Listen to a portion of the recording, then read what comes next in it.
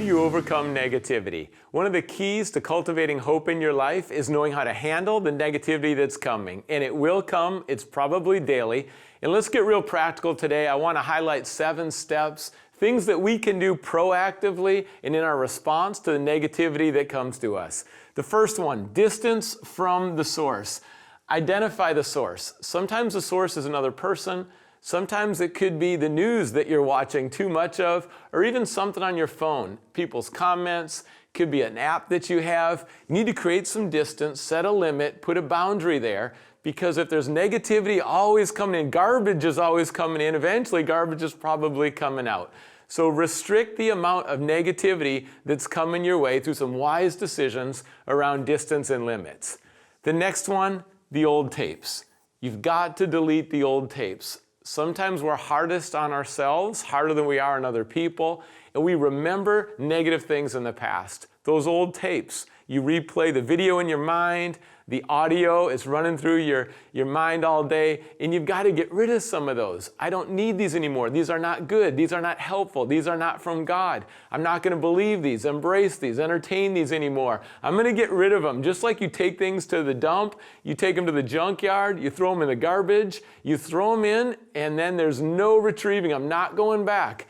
I don't want to go backwards. The old tapes are going to hold me back from my potential. And the negativity in the old tapes, no, it's not who I am. Doesn't align with my identity. So get rid of those old tapes. The third one, drop the approval ratings.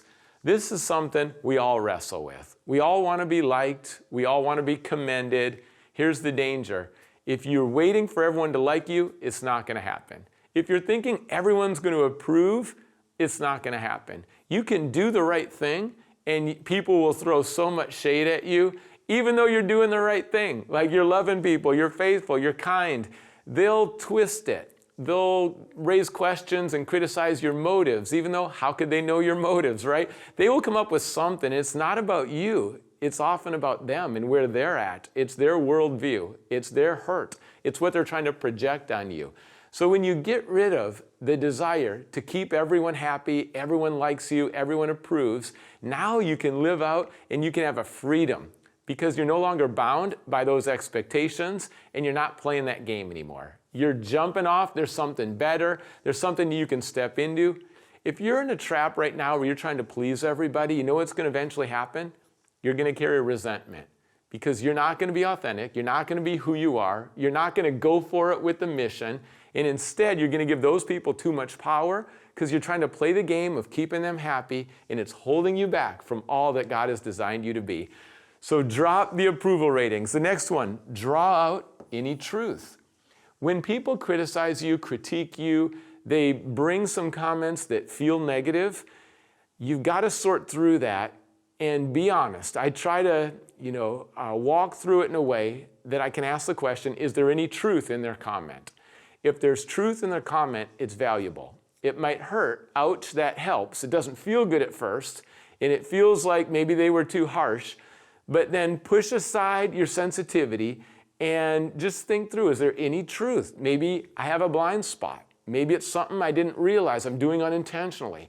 But there's a lot of learning and growth that can happen through the negative comments, and sometimes there's some truth in the middle of the hate that they're throwing at you. Take that truth as valuable, learn from it, grow from it, make some shifts and changes in your life. It's actually a gift when people speak truth.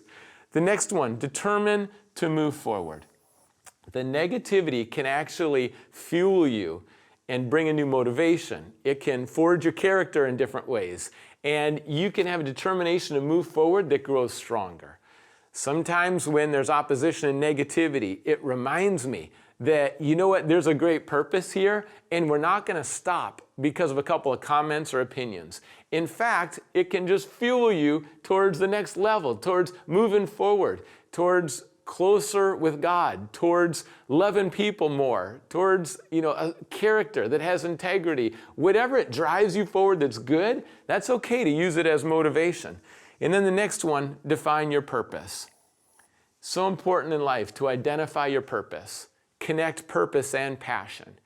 You have a purpose. You are designed by a maker. You're made in God's image. He's given you a good purpose. He's given you gifts and resources and abilities. And when you identify that purpose, And then you can start to walk in that purpose, guard that purpose. People are going to build you up in that purpose. They're going to notice it. They're going to bring comments to confirm and affirm the purpose in your life. It's your why. And your why is greater than the negativity that's coming. So even though it hurts when the criticism comes, you return to your purpose and your why.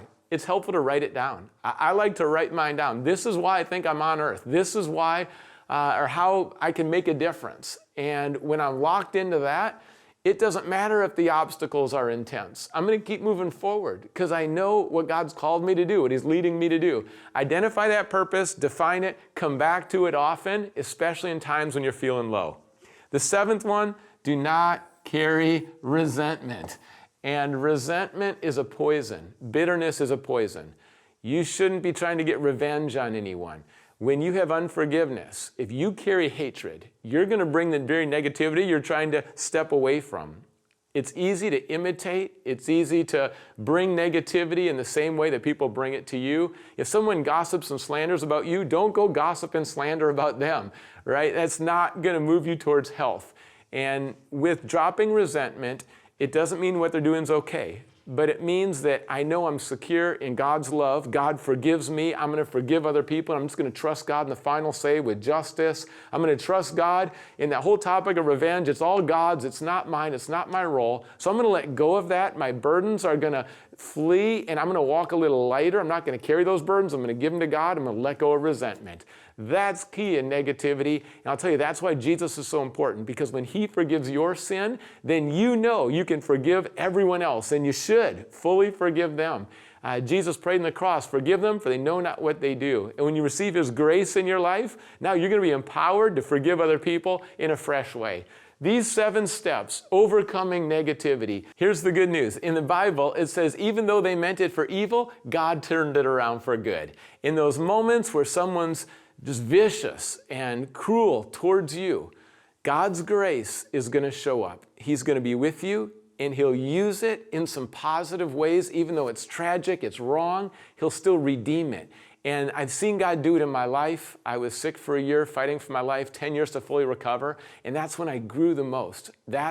Even though it was a negative time, God did a deep work on the inside. And ultimately, it's displayed by Jesus. He died on the cross for our sins. He's risen 3 days later. The negativity, the murder, the injustice, it turned into salvation for the world. And God has a way of taking what starts out so negative, and because of His goodness and power and His love for you, He's going to bring positive things. Thank God for what He does when the negativity comes, and let's be faithful to walk through these practical steps that'll make a difference in your life daily. Living with hope and overcoming negativity.